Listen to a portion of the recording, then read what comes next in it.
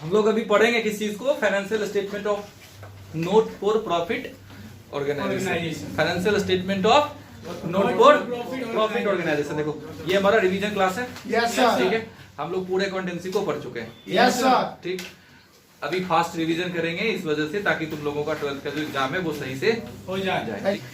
Financial statement of not for profit organisation, Hindi में हम लोग क्या बोलेंगे, गैर व्यापारिक संस्थाओं के वित्तीय विवरण। ठीक है, फाइनेंशियल स्टेटमेंट। सबसे पहले हम लोग फाइनेंशियल स्टेटमेंट उसको बोलते हैं जो ईयर के आखिरी में बनाया जाता है।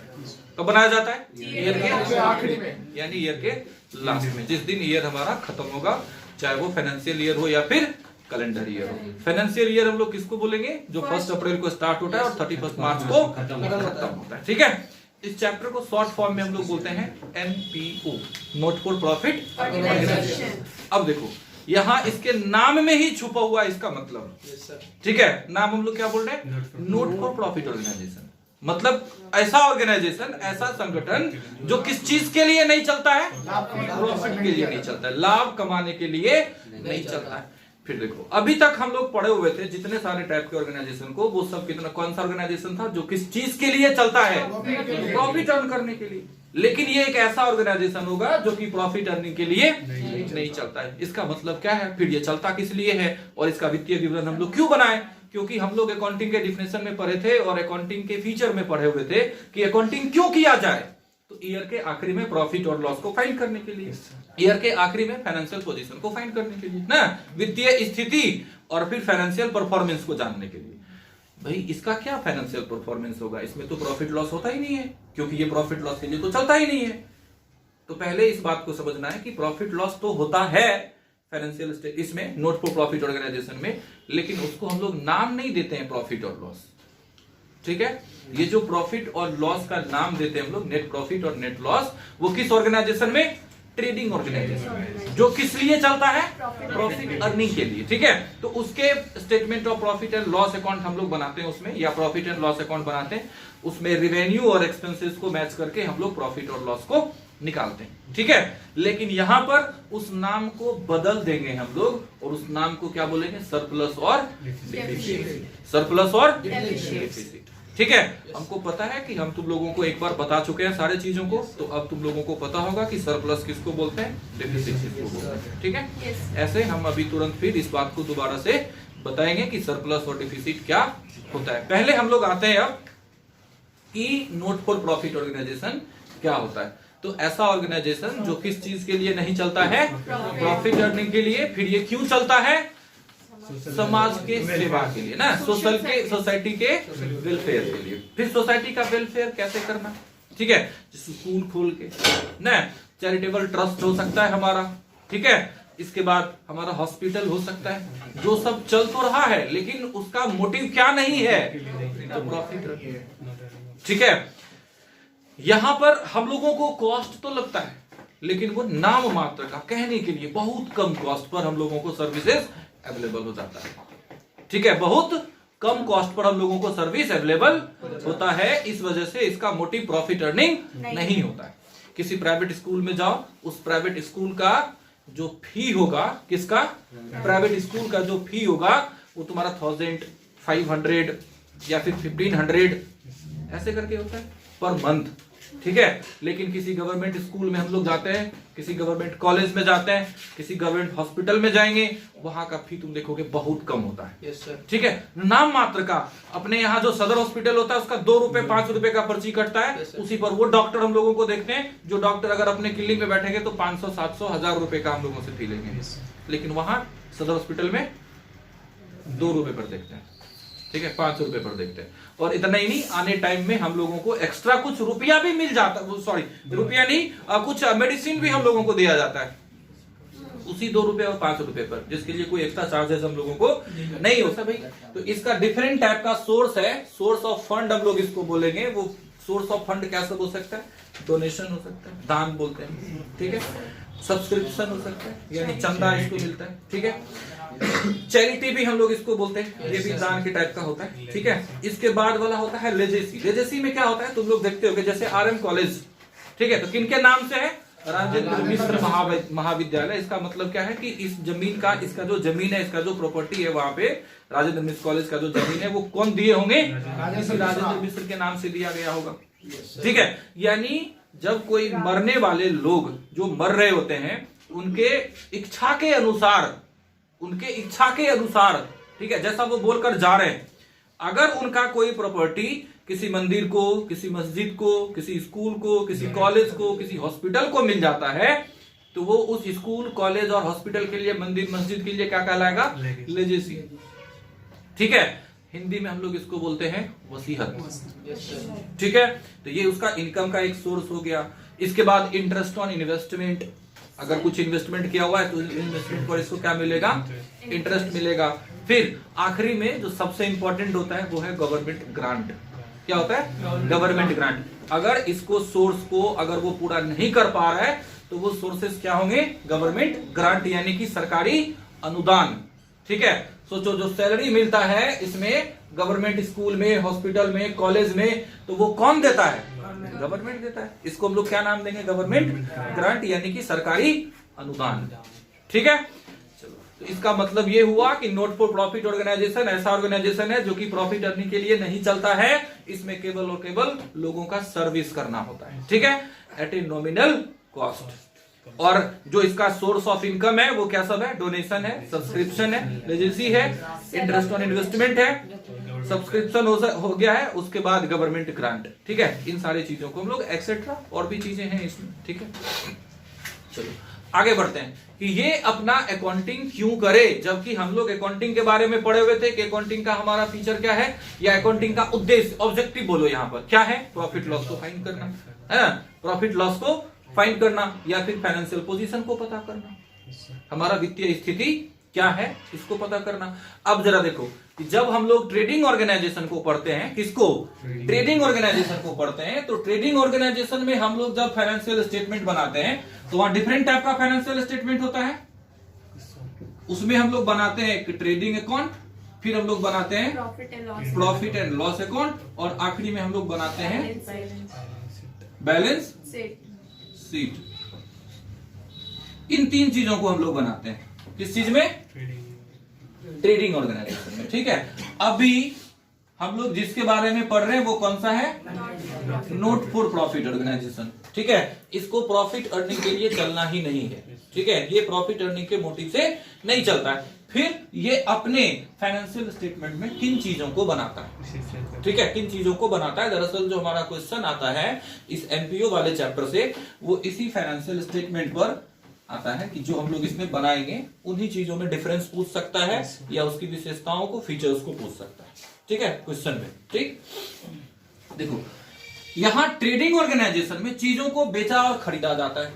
ठीक है, परचेज और सेल किया जाता है। तभी तो प्रॉफिट होने का मतलब क्या है कि हम या तो हमारे गुड्स या फिर हमारे सर्विसेज को बेचेंगे, नहीं एट प्रॉफिट, तो ना हम प्रॉफिट कमाएंगे। लेकिन एनपीओ जो है वो किसी चीजों को बेचता नहीं है। कॉलेज में क्या खरीदते हो, क्या बेचते हो?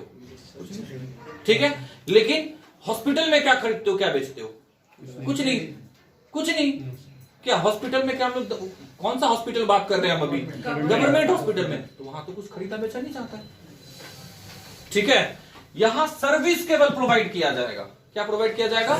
सर्विस, और वो भी नॉमिनल कॉस्ट पर, कम से कम खर्च पर, कम से कम खर्च पर। चूंकि यहां किसी चीज को खरीदा और बेचा नहीं जाता है, इसलिए एनपीओ में ट्रेडिंग अकाउंट नहीं बनता है।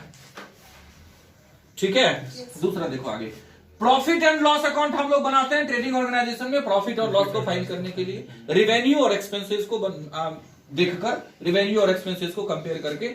इसको हम लोग बोलते हैं मैचिंग कंसेप्ट। क्या बोलते हैं? मैचिंग कंसेप्ट, जिसमें कि रिवेन्यू और एक्सपेंसेस को कंपेयर करके प्रॉफिट और लॉस को फाइंड किया जाता है। लेकिन अभी इसी प्रॉफिट एंड लॉस अकाउंट के प्लेस पर हम लोग बनाते हैं इनकम एंड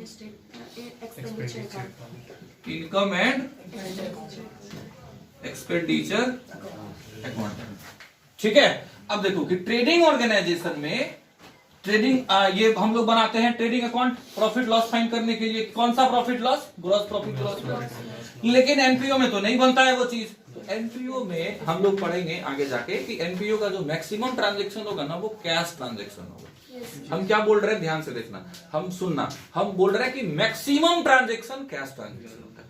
इसका मतलब ये नहीं है कि सारा ट्रांजेक्शन कैश ट्रांजेक्शन होता है। समझ गए ना बात को? अगर क्वेश्चन में आता है कि अधिकतम कौन सा ट्रांजेक्शन हो रहा है तो हम लोग कौन सा बोलेंगे? कैश। अगर पूछेगा कि एनपीओ में कौन से ट्रांजेक्शन होते हैं, एक नंबर में कैश, दूसरे में क्रेडिट, फिर कैश एंड क्रेडिट बहुत कर देगा और इनमें से कोई नहीं, ऐसे कर देगा, तो इसका मतलब क्या है कि कैश और क्रेडिट दोनों ट्रांजेक्शन होते हैं। समझ गए ना बात को? चलो आगे। चूंकि इसमें मैक्सिमम कैश ट्रांजेक्शन होता है तो इसमें अलग से एक अकाउंट हम लोग प्रिपेयर करते हैं। इसमें क्या नहीं बनता है?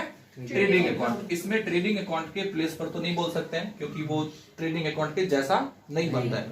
ये कैश अकाउंट या कैश बुक के जैसा बनता है, केवल कैश ट्रांजेक्शन को इसमें दिखाते हैं। तो हम लोग इसको क्या बोलेंगे? रिसिप्ट्स एंड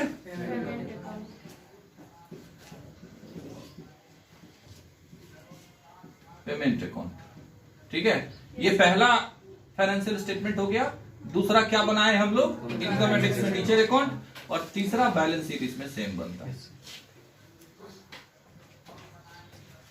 बैलेंस शीट इसमें सेम बनता है।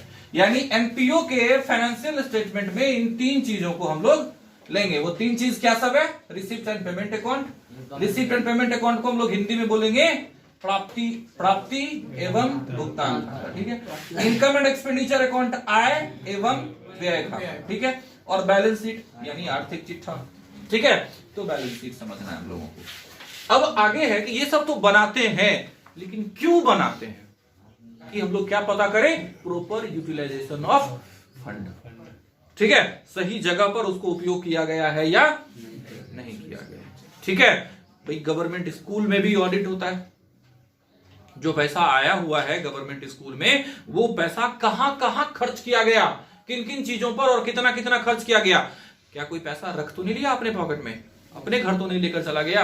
जिन चीजों के लिए वो आया था, क्या उस पर सही चीज पर और सही चीज तरीके से उपयोग किया गया है कि नहीं? ठीक है, तो इन चीजों को देखने के लिए हम लोग क्या बना लेते हैं? Financial statement. और फाइनेंशियल स्टेटमेंट में हम लोग तीन चीजों को लिए हुए हैं, receipt and payment account, income expenditure और बैलेंस शीट। ठीक है, अब हम लोग सीधा सीधा आते हैं किस चीज पर? रिसीप्ट एंड पेमेंट अकाउंट पर। ठीक है, कि रिसीप्ट एंड पेमेंट अकाउंट क्या होता है और इसको हम लोग कैसे प्रिपेयर करेंगे। ठीक है, तो रिसीप्ट एंड पेमेंट अकाउंट जो है वो सेम टू सेम वैसा ही बनता है जैसा कि कैश बुक बनाया जाता है, लेकिन इन दोनों में कुछ डिफरेंसेस भी हैं। किन दोनों में? कैश बुक और रिसीप्ट एंड पेमेंट अकाउंट में। हम लोग जब कैश बुक के फॉर्मेट को पढ़ते थे तो कैश बुक के फॉर्मेट में डेट का कॉलम होता था, पार्टिकुलर होता था। ठीक है, ठीक है, उसके बाद फिर लेजर फोलियो होता था, फिर अमाउंट होता था, कैश बुक डिफरेंट टाइप का होता था, है ना। लेकिन यहाँ जो रिसीप्ट एंड पेमेंट अकाउंट है, बनता तो कैश बुक के जैसा ही है, लेकिन अंतर ये है कि हम लोग जब कैश बुक बनाते थे तो वो क्रोनोलॉजिकल ऑर्डर में बनता था, डेट वाइज ट्रांजेक्शंस को इसमें रिकॉर्ड करते थे। लेकिन हमारा receipt and payment account year के आखिरी में बनता है, ईयर के आखिरी में बनता है। हमारा जो कैश बुक था वो एक जर्नल है, कैश बुक एक जर्नल। ठीक है, लेकिन हमारा जो रिसीप्ट एंड पेमेंट अकाउंट है ये एक स्टेटमेंट है। ठीक है, तो ये सब डिफरेंट टाइप का इसमें अंतर। ठीक है, किस चीज में? कैश बुक और रिसीप्ट एंड पेमेंट अकाउंट में। अब हम यहां बता देते हैं कि रिसीप्ट एंड पेमेंट अकाउंट का क्या बनाने का तरीका है। एक चीज को याद रखो कि अगर तुम रिसीप्ट एंड पेमेंट अकाउंट को सीख जाते हो तो यहां से तुम्हारे तीन अलग अलग चीजों का आंसर निकलेगा, मतलब तीन अलग अलग क्वेश्चंस का। ठीक है, पहला वाला इसमें क्वेश्चन होता है कि रिसीप्ट एंड पेमेंट अकाउंट क्या है, what is receipt and payment account, पहला क्वेश्चन हुआ। दूसरा है रिसीप्ट एंड पेमेंट अकाउंट के विशेषताओं को बताइए। ठीक है, right the features of receipt and payment account, ये दूसरा हो गया। तीसरा एक चीज और आएगा तुम लोगों को कि रिसीप्ट एंड पेमेंट अकाउंट और इनकम एंड एक्सपेंडिचर अकाउंट में डिफरेंस को लिखना है। ठीक है, समझ गए बात को। तो अब देखो कि ये जो तीसरा वाला हमारा क्वेश्चन है जिसमें कि रिसीप्ट एंड पेमेंट अकाउंट और इनकम एंड एक्सपेंडिचर अकाउंट के डिफरेंस को लिखना होता है, तो रिसीप्ट एंड पेमेंट अकाउंट वाले साइड में कॉलम में हम लोग सिर्फ और सिर्फ सेपरेट करके अलग अलग नंबर को देकर रिसीप्ट एंड पेमेंट अकाउंट के विशेषताओं को लिख देंगे और दूसरे वाले साइड में इनकम एंड एक्सपेंडिचर अकाउंट के विशेषताओं को लिख देंगे, तो हमारा डिफरेंस बन के तैयार है। ठीक है, मतलब अगर एक एक क्वेश्चन को तुम जान गए क्या लिखना है उसमें, तो फिर दिक्कत खत्म। ठीक है, एक ही चीज के आंसर से बता रहे हैं, सिर्फ रिसीप्ट पेमेंट अकाउंट को बनाने अगर तुम सीख जाओ, ठीक है, तो इससे 3 अलग अलग आंसर लिख लोगे। सही है। सबसे पहले रिसीप्ट एंड पेमेंट अकाउंट, यहां तुम लोग फुल फॉर्म में लिखना है अकाउंट को। ठीक है,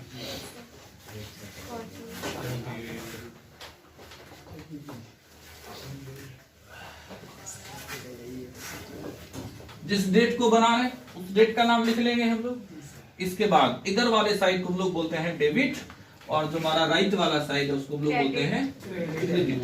ठीक है, इसमें हम लोग सभी रिसिप्ट्स को लिखते हैं। रिसिप्ट्स, यहां अमाउंट को लिखेंगे, इधर वाले साइड में हम लोग सभी पेमेंट्स को लिखेंगे। यहाँ फिर अमाउंट, इधर हम लोग बाय लिखते हैं और यहाँ हम लोग टू लिखते हैं। ठीक है ना। अब देखो रिसिप्ट वाले साइड में, कहां पर, रिसिप्ट वाले साइड में हम लोग किन चीजों को लिखेंगे ये देखना है। सबसे पहले हम लोग लिखते हैं balance BD, opening balance. Balance BD यानी कि ओपनिंग बैलेंस। भाई किस चीज का ओपनिंग बैलेंस, तो कैश का और बैंक में हमारा जो पैसा है उसका, कैश इन हैंड और cash at bank. Cash in hand और दूसरा वाला कैश एट बैंक। इन दोनों चीजों के अमाउंट को लिख लेंगे इनर कॉलम में, ऐड करके यहां लिख दिए। ठीक है, इसके बाद आगे बढ़ेंगे हम लोग, रिसीट एंड पेमेंट को आगे बढ़ाना है भाई।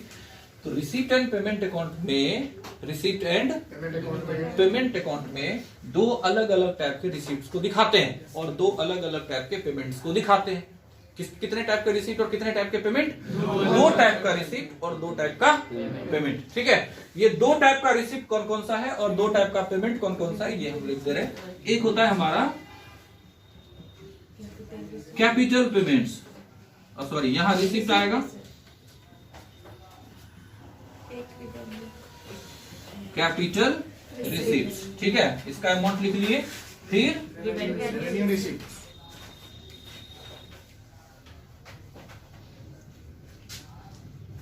रिवेन्यू रिसीप्ट और इसका अमाउंट लिख लिए। ठीक है, अभी तुरंत हम क्लियर कर देते हैं कि ये कैपिटल और रिवेन्यू रिसीप्ट क्या होगा, इसके बारे में बताते हैं। अब पेमेंट वाले साइड में आएंगे, यहां भी हमारा 2 टाइप का पेमेंट हो जाएगा, कैपिटल पेमेंट्स और दूसरा वाला क्या, रिवेन्यू पेमेंट्स। Revenue payments. ठीक है, कैपिटल और रिवेन्यू पेमेंट। सबसे आखिरी में हम लोग अब इसको बैलेंस करेंगे। क्या करेंगे, बैलेंस करेंगे। जब बैलेंस करोगे तो इसका कोई भी साइड ज्यादा और कोई भी साइड कम हो सकता है, लेकिन अक्सर ऐसा ही होगा कि रिसिप्ट एंड पेमेंट अकाउंट का डेबिट साइड ज्यादा और क्रेडिट साइड कम होगा, क्योंकि इधर हम लोग रिसिप्ट को दिखा रहे हैं और इधर पेमेंट को दिखा रहे हैं। सोचो जब तक हमारे पास पैसा होगा नहीं हम लोग खर्च कहां से करेंगे। ठीक है, लेकिन बोलोगे कि अब ऐसा नहीं होगा कि अगर मान लो किसी क्वेश्चन के लिए हम तुमको बताते हैं कि रिसिप्ट नहीं होगा तो पेमेंट कहां से करेंगे, फिर हम तुमको ये भी बोल रहे हैं कि इसका पेमेंट साइड भी ज्यादा हो सकता है किसी भी क्वेश्चन में। ठीक है, कैसे पॉसिबल है भाई, बिना रिसिप्ट के पेमेंट कैसे हो सकता है, तो ये बैंक ओवरड्राफ्ट के थ्रू पॉसिबल है। ठीक है, जब बैंक में करेंट अकाउंट हो तो उस करेंट अकाउंट वाले को फैसिलिटी मिलता है कि वो अपने डिपॉजिट से ज्यादा क्या कर सकते हैं, विथड्रॉ। ठीक है, चेक के थ्रू। तो इस वजह से पेमेंट हमारा ज्यादा हो सकता है किस चीज से, रिसिप्ट से, लेकिन शायद ही किसी क्वेश्चन में ऐसा होगा। ठीक है, तो अभी हम लोग पॉजिटिव सेंस में लेकर चल रहे हैं, रिसिप्ट को ज्यादा मानेंगे और पेमेंट को कम मानेंगे। अगर कम मानेंगे तो इधर वाला साइड का बैलेंस हमारा कम होगा तो इधर ऐड करने से ये दोनों साइड बराबर होगा। ठीक है, यहां हम लोग लिख देंगे बाय बैलेंस सीडी, और ये बैलेंस सीडी किस चीज का होगा? कैश इन हैंड और कैश एट बैंक।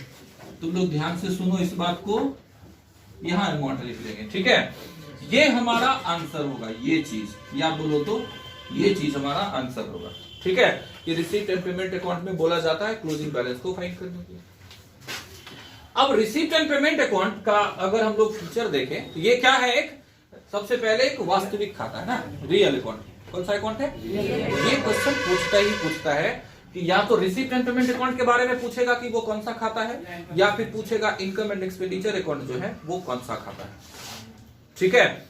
तो रिसीप्ट एंड पेमेंट अकाउंट एक रियल अकाउंट है। रियल अकाउंट इस वजह से है क्योंकि इसमें हम लोग कैश और बैंक के ट्रांजेक्शंस को दिखा रहे हैं, कैश और बैंक के ट्रांजेक्शंस को दिखा रहे हैं, ठीक है। चलो आगे, इसके ओपनिंग बैलेंस, इसको हम लोग जब स्टार्ट करते हैं तो इसको ओपनिंग बैलेंस से स्टार्ट करते हैं। कहां से स्टार्ट करते हैं? ओपनिंग बैलेंस से स्टार्ट करते हैं। ओपनिंग बैलेंस किस चीज का? कैश इन हैंड और कैश एट बैंक। इसमें इसको जब हम लोग बनाते हैं रिसीप्ट एंड पेमेंट अकाउंट को, तो वो कैश बेसिस पर बनता है। किस चीज पर बनता है? कैश बेसिस पर बनता है। कैश बेसिस कहने का मतलब क्या है कि इसमें केवल कैश ट्रांजेक्शंस को ही दिखाते हैं। इस पूरे में किसको दिखाएंगे? Cash transaction. कैश ट्रांजेक्शन का मतलब क्या है? मान लो कि एक साल के अंदर हमको किसी को रेंट पे करना है। क्या पे करना है? रेंट देना है। इस एक साल का रेंट जो बनता है वो होता है टोटल 50,000। मान लिए बस एक साल का रेंट कितना हुआ? टोटल 50,000। लेकिन जो रेंट पेड किया गया है इसमें से वो सिर्फ 45,000। कितना पे किया गया है? 45,000। इसी 45,000 को हम लोग इसमें पेमेंट वाले साइड में लिखेंगे रेंट पेड के नाम से। कितना? 45। इसमें 5,000 का, अब जो 50 में से 45 माइनस करके जो 5 आउटस्टैंडिंग का है उसको हम लोग रिसीव पेमेंट में नहीं दिखाएंगे। समझ गए बात को? यानी इसमें हम लोग एडजस्टमेंट को एडजस्ट नहीं करते, ठीक है। एडजस्टमेंट को एडजस्ट कहां किया जाता है? इनकम एंड एक्सपेंडिचर, ठीक है, समझ गए। तो इसमें केवल किसको दिखाएंगे? कैश रिसिप्ट इधर डेबिट वाले साइड में और कैश पेमेंट किधर? क्रेडिट वाले साइड में। तो ये कैश बेसिस ऑफ अकाउंटिंग पर बनता है, ठीक है। अब चलो, इसके डेबिट वाले साइड में केवल रिसिप्ट को दिखाते हैं और केवल क्रेडिट वाले साइड में केवल हम लोग पेमेंट को दिखाते हैं। ये भी एक इसका विशेषता हुआ। इसके विशेषता में एक चीज और है कि ये किसी भी ईयर के ट्रांजैक्शन को दिखाते हैं, चाहे वो करंट हो, प्रीवियस हो या नेक्स्ट हो, लेकिन वो होना कैश ट्रांजैक्शन। इसका मतलब क्या है? इसका मतलब तुम लोग देखा होगा तुम्हारे क्वेश्चन में लिखा रहता है सब्सक्रिप्शन। क्या लिखा रहता है? सब्सक्रिप्शन। और लिखेगा subscription received for the year 2017, for the year 2018, for the year 2019। यानी 3 अलग अलग ईयर का इसमें आ गया ना। तो इसका मतलब ये हुआ कि किसी भी ईयर के लिए अगर सब्सक्रिप्शन मिलेगा तो उसको हम लोग इसमें दिखा देंगे। किसमें दिखा देंगे? रिसीप्ट एंड पेमेंट अकाउंट में। इसका मतलब साफ है कि रिसीप्ट एंड पेमेंट अकाउंट में करंट, प्रीवियस और नेक्स्ट तीनों ईयर के ट्रांजैक्शन को हम लोग दिखाते हैं, लेकिन वो होना चाहिए कैश ट्रांजैक्शन। समझ गए बात को? अब चलो, इसका एक फीचर और भी हम लोग आगे देखेंगे। इसके एक फीचर में हम लोग लेते हैं कि रिसीप्ट एंड पेमेंट अकाउंट में कैपिटल रिसीप्ट और रेवेन्यू रिसीप्ट दोनों को इंक्लूड किया जाता है। किसको किसको? कैपिटल रिसीप्ट को भी दिखाते हैं और रेवेन्यू रिसीप्ट को भी दिखाते हैं। इसी तरीके से पेमेंट वाले कॉलम में किस चीज का? रिसीप्ट एंड पेमेंट अकाउंट का पेमेंट वाले कॉलम में कैपिटल पेमेंट और रेवेन्यू पेमेंट दोनों को दिखाया जाता है। किसको किसको?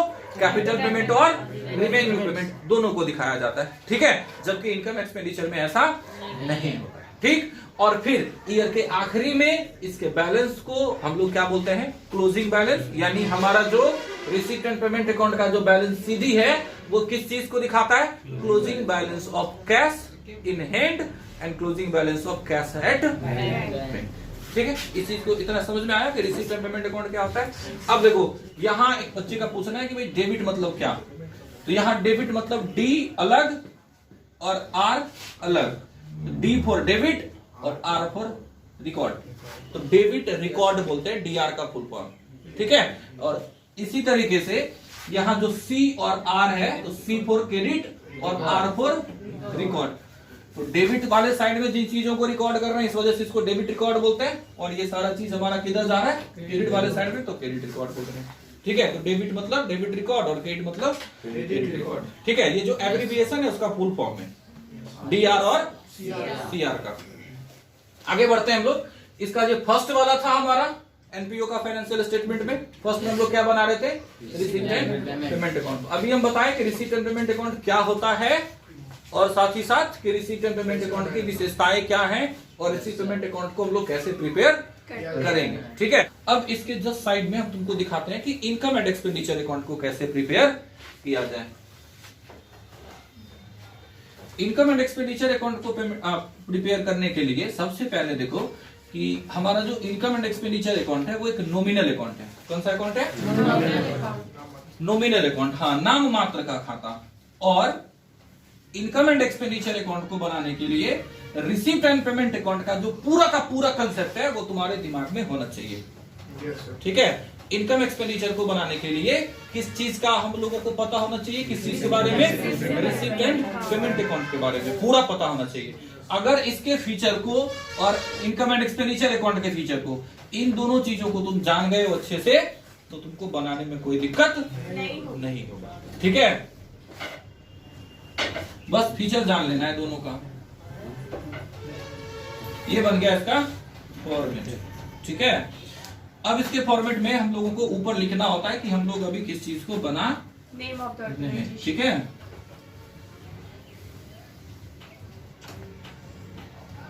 इनकम एंड एक्सपेंडिचर अकाउंट हम बता चुके हैं कि तुम लोगों को इस अकाउंट को फुल फॉर्म में लिखना है। ठीक है, फिर यहां लिखते हैं हम लोग for the year ended. ठीक है, जिस भी डेट को बना रहे हैं उस डेट का नाम लिखना है। फिर इसका दो साइड हुआ, डेबिट और क्रेडिट। इसके क्रेडिट वाले साइड को हम लोग बोलते हैं इनकम साइड। क्या बोलते हैं, इनकम साइड। इधर अमाउंट लिखेंगे, फिर यहाँ अमाउंट लिखेंगे, और इसको हम लोग क्या बोलते हैं, एक्सपेंडिचर। यहाँ क्या लिखते हैं हम लोग, 2, और यहाँ क्या लिखेंगे हम लोग, 5। ठीक है, देखो income and expenditure account nominal account है, और ये किसी भी ओपनिंग बैलेंस से स्टार्ट नहीं होता है, समझ गए, इसको किसी ओपनिंग बैलेंस से स्टार्ट हम लोग नहीं करते। देखो रिसीप्ट एंड पेमेंट अकाउंट से ही इनकम एंड एक्सपेंडिचर अकाउंट को बनाया जाता है। किससे, किसको, रिसीप्ट पेमेंट अकाउंट से इनकम एंड एक्सपेंडिचर अकाउंट को बनाया जाता है। हम लोग अभी तुरंत पढ़े थे कि रिसीप्ट एंड पेमेंट अकाउंट के अंदर किसी भी एडजस्टमेंट को, किसी भी क्रेडिट ट्रांजैक्शन को हम लोग नहीं लिखते हैं।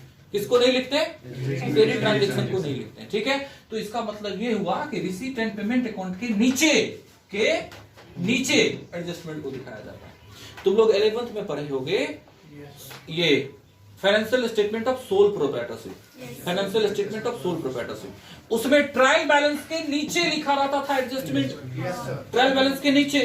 ठीक है, यहाँ किसके नीचे होगा, रिसीप्ट एंड पेमेंट अकाउंट के नीचे क्या लिखा रहेगा, एडजस्टमेंट। ठीक है, अब जब हम लोग इनकम एंड एक्सपेंडिचर अकाउंट को प्रिपेयर करेंगे तो ये रिसीप्ट एंड पेमेंट अकाउंट के हेल्प से और एडजस्टमेंट्स के हेल्प से बनाया जाएगा। इन दोनों चीजों को दिमाग में रखना पड़ेगा हम लोगों को, रिसीप्ट पेमेंट अकाउंट को भी और एडजस्टमेंट को भी।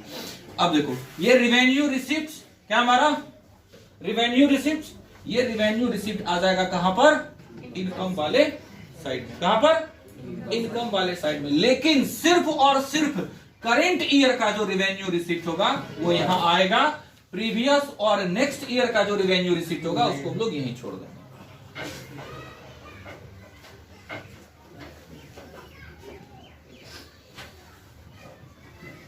Revenue receipt. ठीक है, अब चलो यहां था हमारा रिवेन्यू पेमेंट।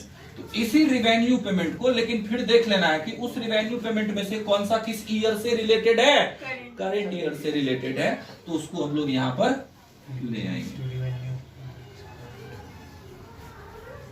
Revenue payment. ठीक है, अब थोड़ा एक चीज पर ध्यान दो कि ये जो हमारा रिसिप्ट एंड पेमेंट अकाउंट बना हुआ था ये कैश बेसिस पर बना हुआ था। इसमें केवल कैश ट्रांजेक्शन को लोग लिखे हुए हैं। यहाँ हम बताए थे तुम लोगों को कि हम लोगों का रेंट एक साल का कितना बनता था 50,000, लेकिन इसमें से हम लोग पेड कितना किए हुए थे 45,000। ठीक है, ये रेंट हमारा पेड था इसमें से। तो इसका मतलब है कि बाकी का जो रेंट है वो आउटस्टैंडिंग है और उसका अमाउंट कितना है 5,000। अभी हम बता रहे हैं कि इसमें यानी इनकम एंड एक्सपेंडिचर अकाउंट में एडजस्टमेंट को एडजस्ट किया जाता है। एडजस्टमेंट को एडजस्टमेंट मतलब क्या, ये जो 5,000 लिखा हुआ रहेगा तुम्हारा वो एडजस्टमेंट में लिखा हुआ रहेगा और 45,000 तुमको यहाँ रिवेन्यू पेमेंट के रूप में लिखा रहता है। रेंट पेड 45,000 और आउटस्टैंडिंग रेंट 5,000। बात समझ में आया?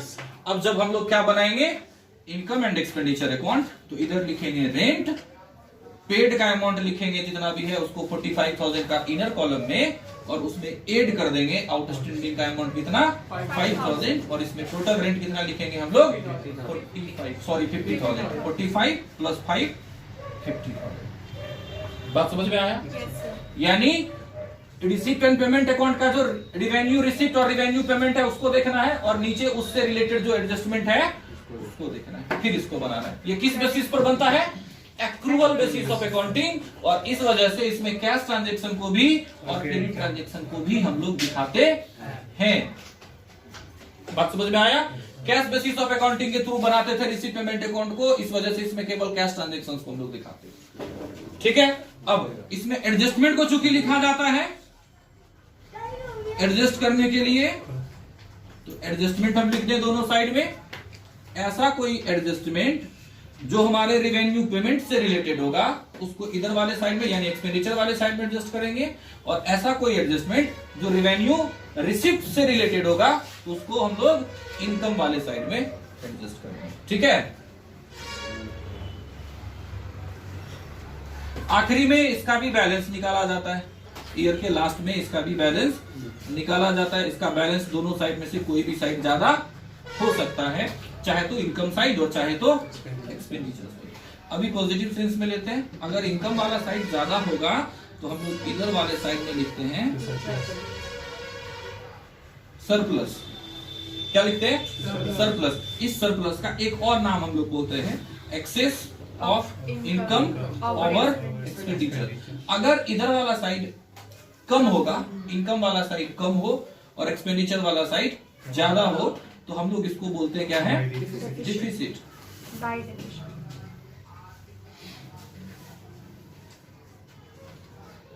डिफिसिट। ठीक है, और इस डिफिसिट को हम लोग दूसरे नाम में क्या बोलेंगे?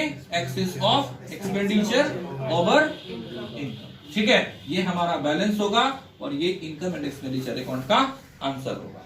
ठीक है, अब हम लोग आते हैं, भाई इतना चीज जान लिए हैं कि ये कैपिटल रिसिप्ट क्या होता है, रिवेन्यू रिसिप्ट क्या होता है। ठीक है, तो कैपिटल रिसिप्ट कहने का मतलब होता है जो पैसा कभी कभी हम लोगों को मिले जिसका अमाउंट लार्ज हो, अमाउंट बड़ा हो और कभी कभी ही मिलता है।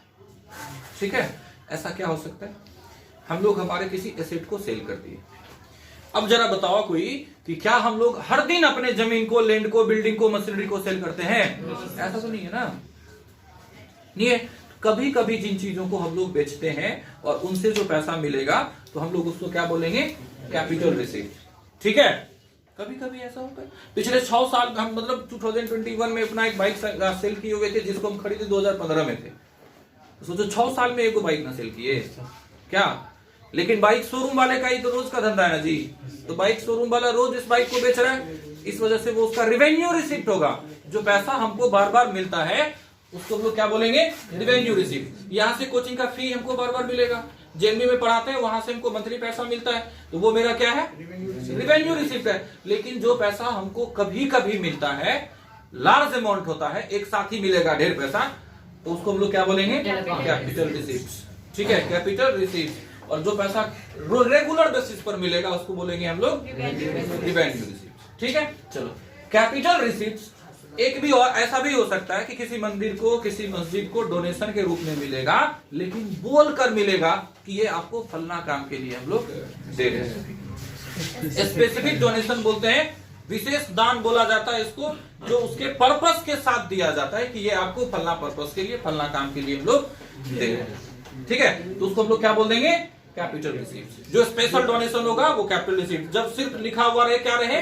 डोनेशन, सिर्फ डोनेशन लिखा हुआ रहे, उसके साथ उसका पर्पस नहीं लिखा हुआ है कि वो किस चीज के लिए डोनेशन दिया जा रहा है, तो हम लोग उसको क्या बोलेंगे? रिवेन्यू। ठीक है, अब इसी तरीके से हमारा खर्च भी होता है। जरा सोचो कि कुछ ऐसा एक्सपेंडिचर, जैसे हम लोग कल पढ़े थे एग्रीगेट डिमांड और एग्रीगेट सप्लाई पढ़े थे, उसमें जो हमारा एग्रीगेट डिमांड था उसमें हम लोग दो चीजों को लिए थे, सी और प्लस आई, सी और आई।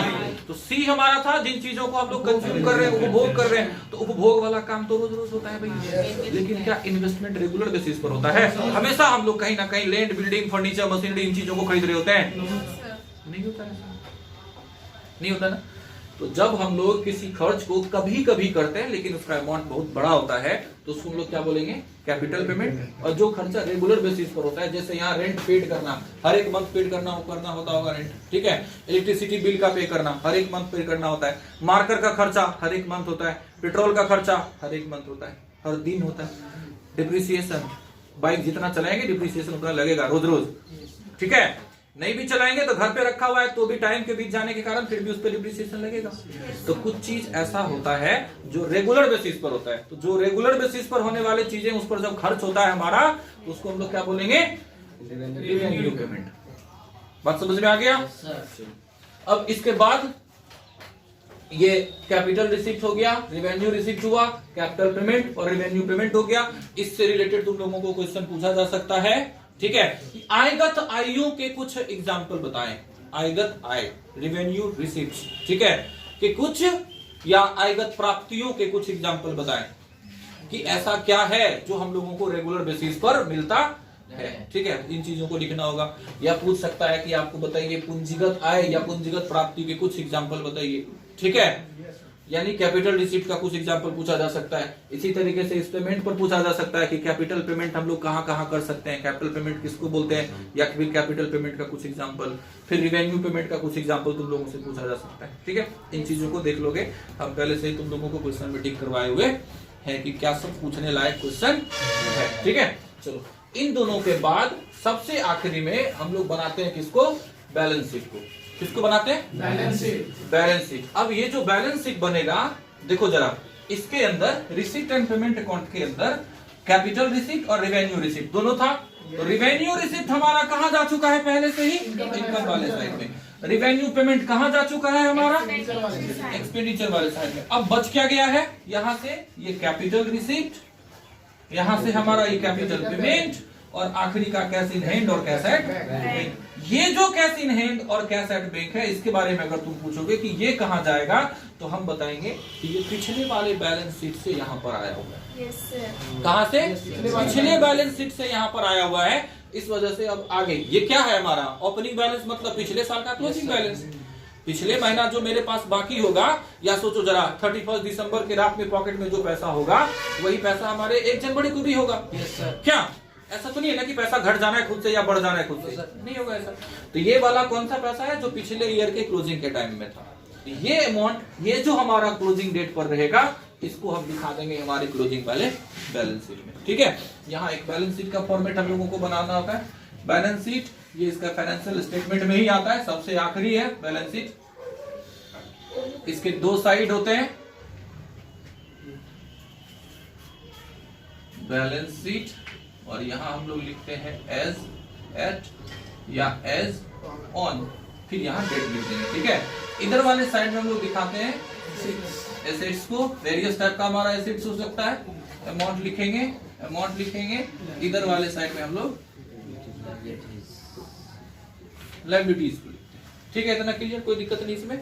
अब देखो आगे क्या होता है कि इधर एसेट वाले साइड में जितना सारा हमारा क्या था, ये जो कैपिटल पेमेंट किया गया है, क्या किया गया है? Capital payment. क्योंकि कैपिटल पेमेंट जितना सारा था वो किसी न किसी एसेट के लिए होगा, किसी न किसी एसेट को क्रिएशन करने के लिए, या एसेट को बढ़ाने के लिए, ठीक है, या एक्वायर करने के लिए, उन चीजों पर खर्च किए हुए हैं कैपिटल पेमेंट। इस वजह से जितना सारा कैपिटल पेमेंट है किस चीज के अंदर? रिसिप्ट एंड पेमेंट के अंदर। वो सब कहां आ जाएगा? किस वाले साइड में? एसेट्स वाले साइड में। Capital payment. ठीक है, फिर देखो ये जो कैपिटल रिसीप्ट है ये हम लोगों को क्यों मिला, तो स्पेशल पर्पस के लिए, किसी स्पेशल काम के लिए। तो जब तक हम लोग इस चीज पर खर्च नहीं कर देते हैं वो चीज हमारे पास रहता है क्या बनकर, लायबिलिटीज बनकर। जैसे स्पेशल डोनेशन ना, फलना चीज के लिए हम आपको दान दे रहे हैं, ठीक है, तो जिस चीज पर उस चीज पर हम लोग जब तक हम लोग उस चीज पर खर्च नहीं करते हैं तब तक वो हमारे लिए क्या होता है, लायबिलिटीज होता है। तो इसको हम लोग क्या लिख लेंगे अब, कैपिटल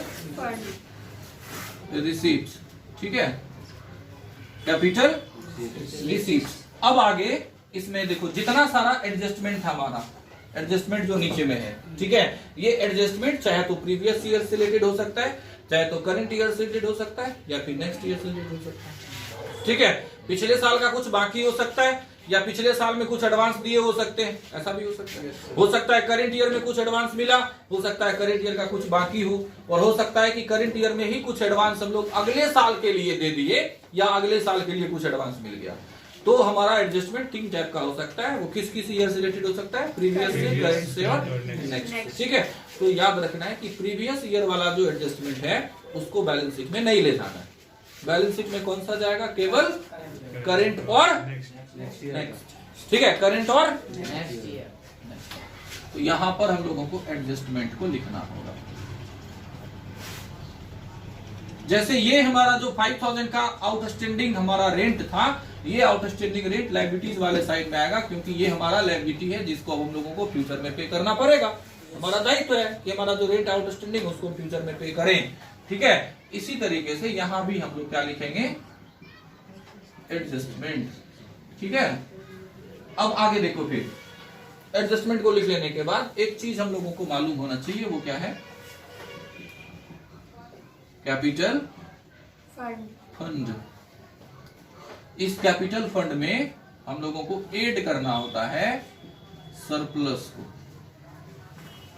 सरप्लस को, और इसमें से लेस करेंगे हम लोग किसको, डिफिसिट को। ठीक है, दोनों में से कुछ एक ही हो सकता है क्वेश्चन में। आखिरी में हम लोग इसको बैलेंस करेंगे, और इसका अगर बैलेंस दोनों साइड इक्वल हो गया तो समझो बराबर है। यहाँ जो कैश इन हैंड और कैश एट बैंक था ये वाला, इसको हम लोग यहाँ दिखाते हैं, कैश इन हैंड, और दूसरा वाला चीज कैश एट बैंक।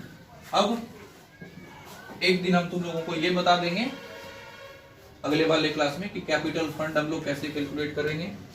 ठीक है, डोनेशन कैसे कैलकुलेट करेंगे, आउटस्टैंडिंग इनकम, आउटस्टैंडिंग एक्सपेंसेस कैसे कैलकुलेट किया जाए।